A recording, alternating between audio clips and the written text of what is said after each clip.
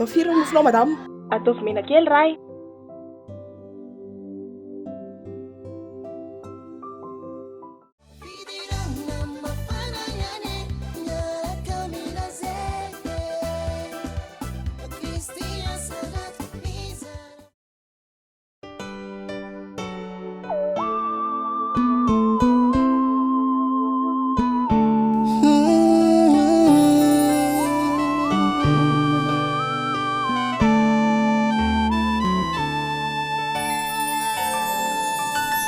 Makanisa tizaminy anao fitsaharana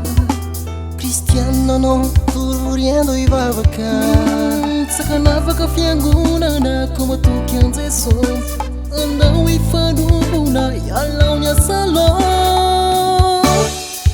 Fidirana mafana iany miaraka milazeke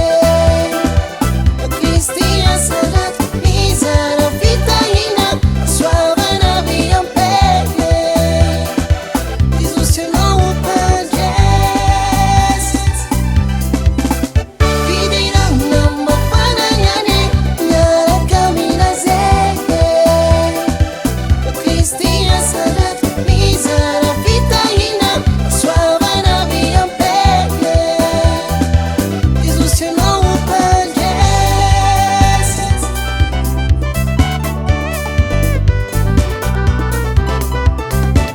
Mizaray kulala na fiainana sy famarinana Atolory azy ny fonao kami vava Nizaniza hanakana aza mety anao Ko idirandria manitra andozodeza